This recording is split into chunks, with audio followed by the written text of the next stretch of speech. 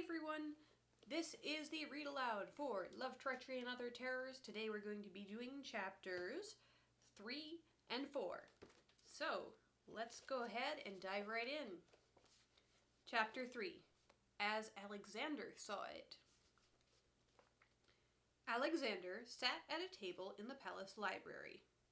He was staring at the open pages of a book titled The History of Calathean Tax Law. Despite the exhilarating nature of the text, he couldn't focus. His features resembled those of his sister, but his demeanor made it clear he lacked her confidence.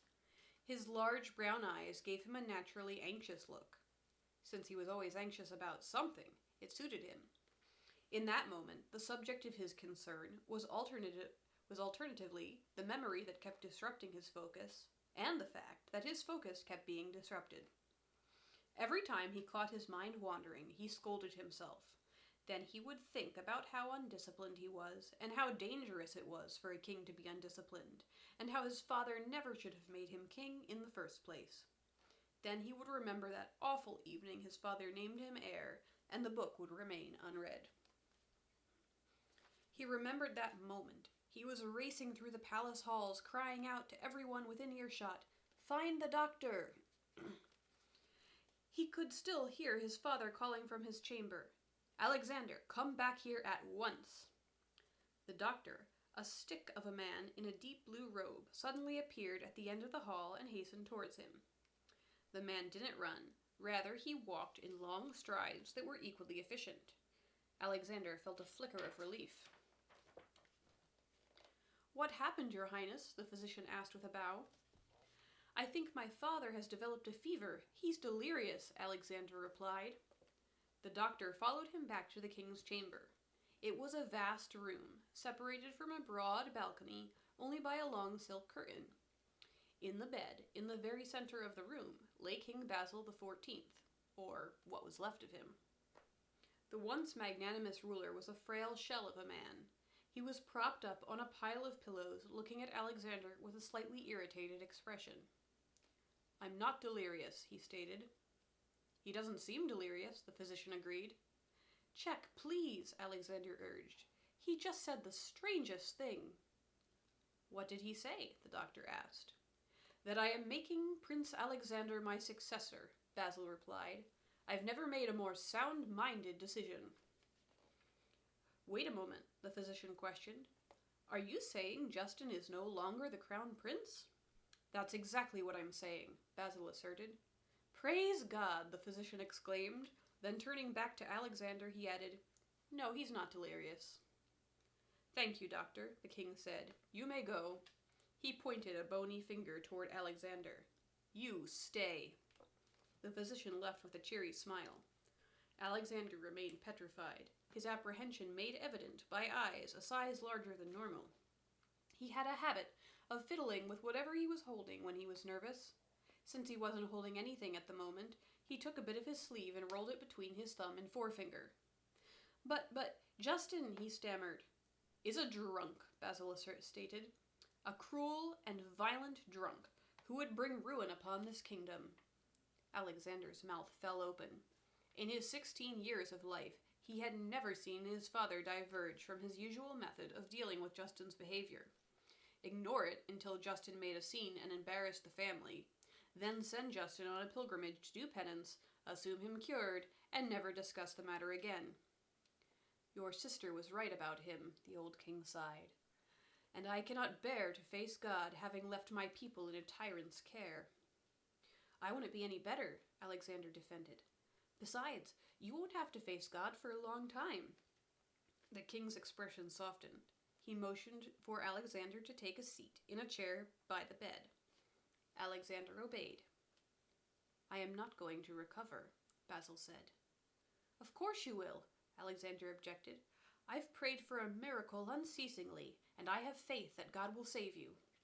The king smiled faintly.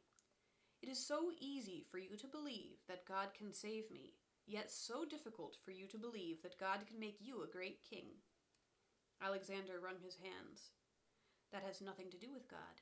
It's my own weakness that makes me unsuitable." "And your failures are stronger than God's grace?" That's not what I said, Alexander mumbled. That's precisely what you said, Basil retorted. If making excuses paid, you'd be richer than Solomon. Stop doubting and accept your responsibility. Justin is going to kill me, Alexander breathed. He actually meant it. Few things terrified him more than his brother. How? Basil replied. You control the palace guard and the army. Right, he mumbled. His father made it sound so simple. Certainly he had all the resources of Calathea at his disposal, but even as he sat in the library trying to focus on his book, he was dreading Justin's return. The sound of footsteps in the hallway jerked him fully out of his memory. He was alone in the room, reading by candlelight, twirling one of his dark curls with his forefinger. He could feel himself trembling as the person approached. He breathed a sigh of relief when he saw it was only Fausta. He was safe for the moment. He scolded himself again for letting his mind wander and looked back down at his book. His father had been dead for weeks now, yet seemed more present than ever. He wasn't honoring his father by letting his memories distract him.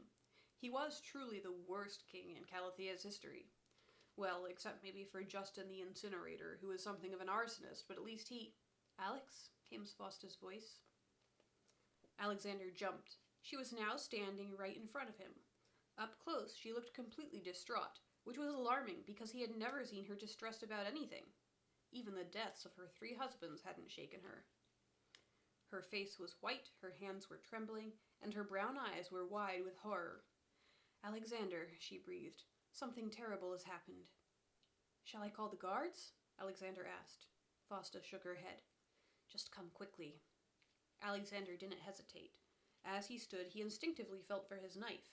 He usually wore it on his belt, but misplaced it earlier that day. Fausta had her dagger, which was a slight relief.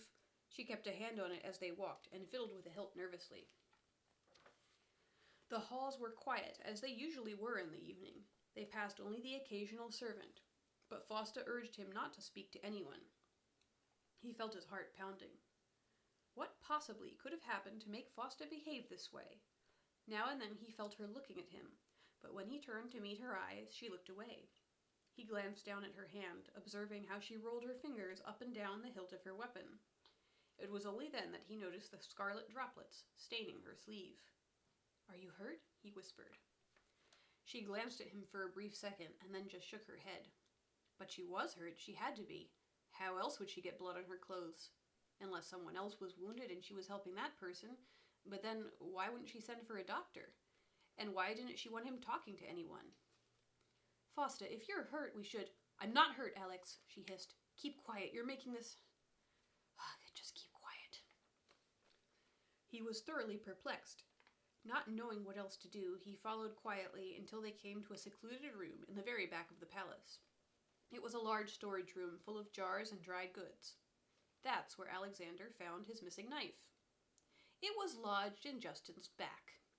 He gaped at the horrid sight. For a few moments he was completely paralyzed.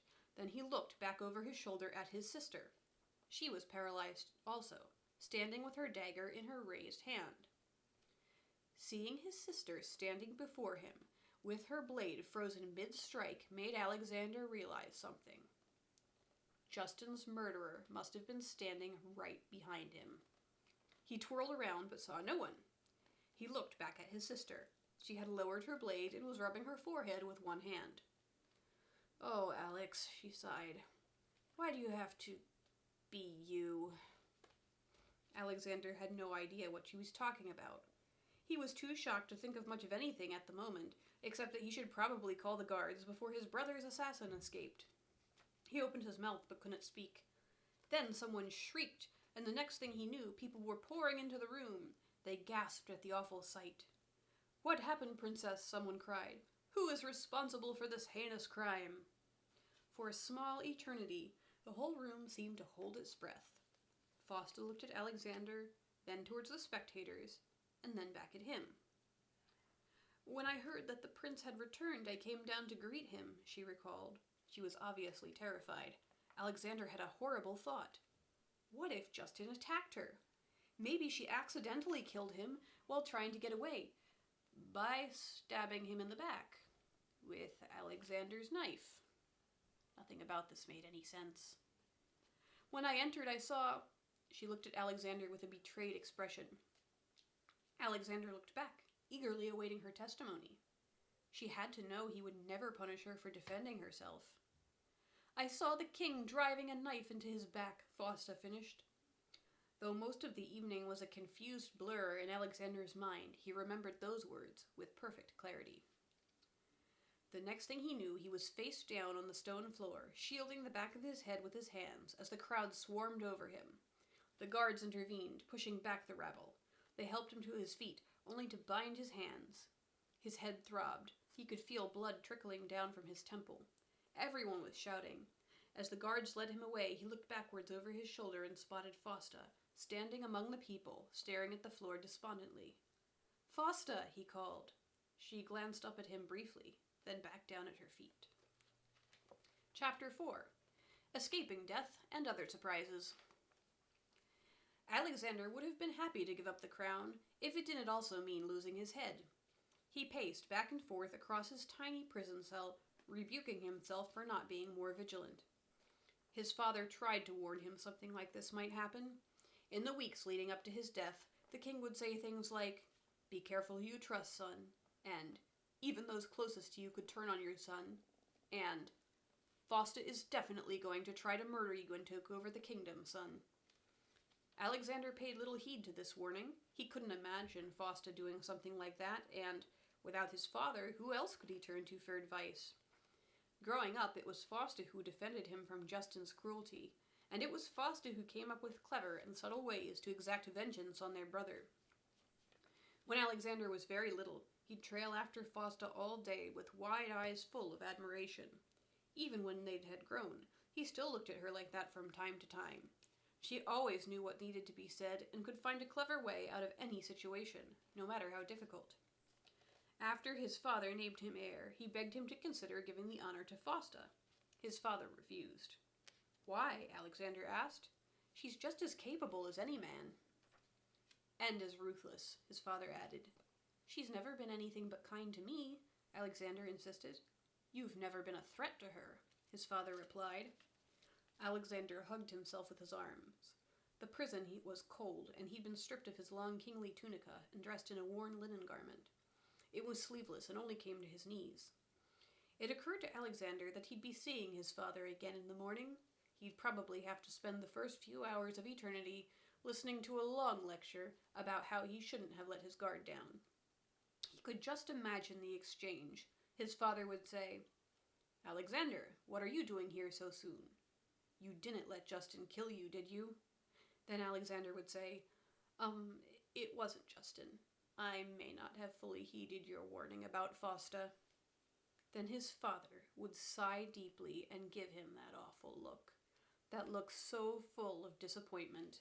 It made Alexander wish that the earth would swallow him up. He played out several variations of the lecture that was to follow in his mind, until he was almost on the brink of insanity. In that moment, neither Fausta nor all the people of Calathea hated Alexander more than he hated himself. Alexander wanted nothing more than to honor his father by being the best king he could be. Unfortunately, there was more to being a good king than what he could learn from books. Kings always knew what to say. Alexander never knew what to say. Kings knew how to build relationships. Alexander was terrified of people. Kings were eloquent. Alexander's every sentence was punctuated by ums and uhs. He could understand, but not express his understanding. When he spoke, he made a fool of himself. His father originally planned to send him off to a monastery when he came of age. He did not understand why his father changed his mind. Alexander longed for what could have been, a life of quiet contemplation and icon writing. What did it matter now? In the morning he'd go to his father a failure, and that bothered him more than anything. His head throbbed. Instinctively, he tried to rub the gash above his eyebrow, but winced when his fingers brushed it. He lay down on the stone floor and curled himself into a tight ball.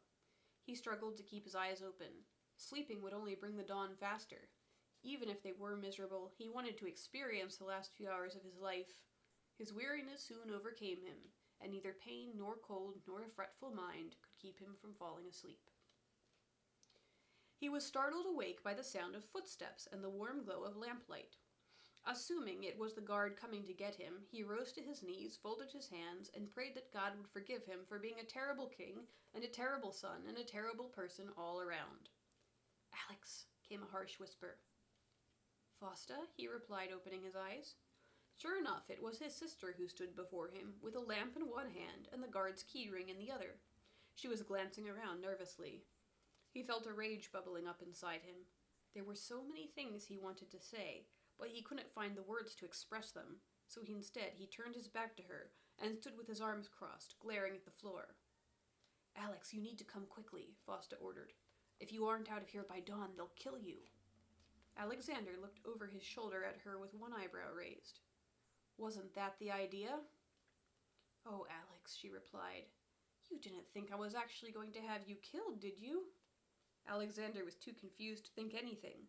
All he could do in that moment was feel a strange combination of rage, anxiety, and suddenly, a tiny glimmer of hope. "I'd never kill you, little brother," Fausta assured. "Not if I could avoid it." Alexander had no idea how to reply. He just stared at her with an expression of disbelief, and then obediently followed her. The guards who usually patrolled the halls were strangely absent. He couldn't help but wonder what Fausta had done to get rid of them. When they finally emerged from the prison, he could see that it was still the dead of night. They didn't see another soul as they slipped through the sleeping city, weaving their way through the back streets. Lysandria was beautiful. The buildings were decorated with pillars and mosaics, and there was at least one fountain in every square. Alexander couldn't believe how desperate he was to escape it. When they drew near the main gate, Fausta gave him her necklace and instructed him to sell it in the next village. "You should get enough to last you until you're safely across the border," she explained. "Find yourself a monastery somewhere. It's what you've always wanted, isn't it?" Alexander was too shocked to say anything. He just looked at her with his brow furrowed and his mouth slightly open, as if waiting for words to emerge. Fausta's guilt was showing, and she must have felt it because she hardened her expression to compensate. "I'm doing this for your own good," she explained. "We both know you aren't suited to this." "Goodbye, sister," was all Alexander said in that moment. However, several hours later, as he followed the road away from the capital city, he formulated a better response in his mind. "I suppose having me beaten, humiliated, and condemned was for my own good, too?" If he really wanted to make her angry, he may have added that she was no better than Justin. He sighed. Why did he always think of the right response in the wrong moment?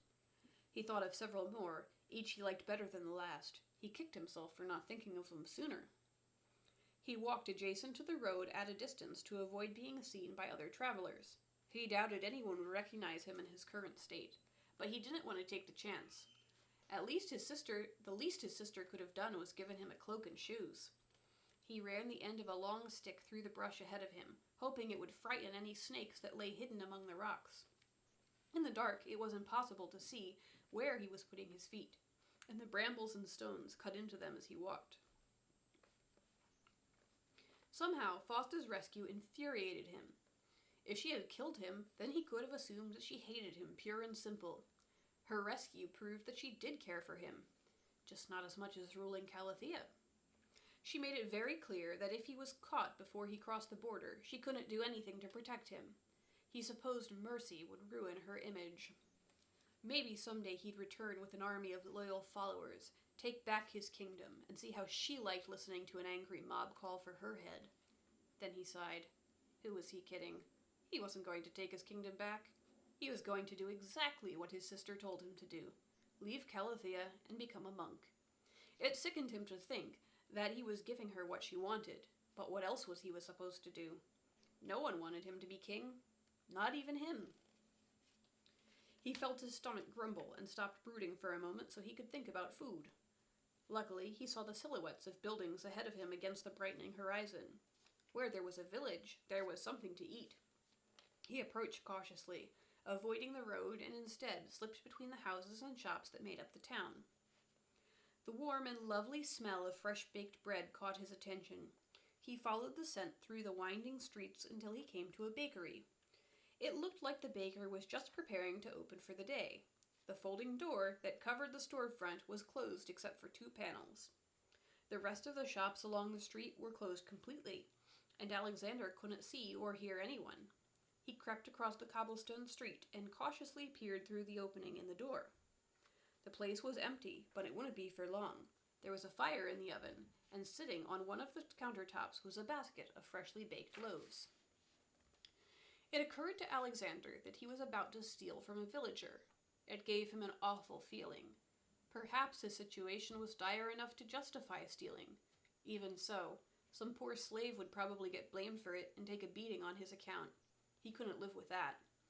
He thought of trading Faustus' necklace somewhere and coming back later to buy the bread, but that would mean being seen and potentially recognized. And last, he decided to take a loaf and leave the chain from the necklace in payment. So he removed and pocketed the pendant, crept into the shop, and withdrew the smallest of the loaves. As he went to leave the chain on the table, a firm hand snatched his wrist. "The sun's barely up and I've already caught a thief. This is going to be a long day." The speaker was a woman. Everything about her was orderly. Her light brown hair was neatly pinned up beneath a veil. Though the surfaces were dusted and flour, there wasn't a speck on her clothing. Her presence was commanding, and Alexander wished he would drop dead rather than continue to endure her formidable gaze. He tried to jerk his wrist out of her grasp, but her hand remained unmoved. She was unusually strong for a woman. He jerked his wrist again. She was unusually strong for a human being. He got the impression she could snap his wrist with a flick of her own. Since he could not retreat, he had no choice but to defend himself. "I am not a thief," he blurted, and immediately realized that, under the circumstances, it was the stupidest thing he'd ever said. "Really?" the woman replied, a glimmer of amusement in her eyes. "Just popped in to make sure everything was in order?" He had no idea what to say. Every excuse that came to his mind was ridiculous, so he settled on the truth. He looked at his feet, prayed silently for a moment, and then said, "I came in to take the bread, but I am no thief. I was going to leave this in payment." He nodded to the chain in his hand. The woman released him, took the chain, and held it up for inspection. "Do you have a name, kid?" she asked. "Prince King, Alexander," he stuttered, and immediately decided he surpassed the stupidity threshold he set a moment earlier. "Well, Alexander," the woman replied, "my name is Ida, and I am no thief either, but that is exactly what I would be if I only gave you a bit of bread in exchange for this." She took a few coins from her pocket and placed them in his hand. "Fair enough?" she asked. Alexander remained petrified like a rabbit in the shadow of a hawk. For some reason, he was feeling distrustful lately, and couldn't convince himself that she was actually letting him go. "All right, fine," she grumbled, and placed another coin in his hand. "But you strike a hard bargain, my friend." "Why," he began. He wasn't sure what he was asking. Why was she letting him go? Why was she showing him kindness? Why did she believe him? "I'm not sure," she replied as though reading his mind. "I suppose it's because I've decided I like you, Alexander. And that's a high compliment because I don't like many people. Now I'm sure you have somewhere to be. Off you go." Alexander scurried away, feeling slightly less discouraged, but no less confused. End of chapter 4. Come back next week for chapters 5 and 6. See you later.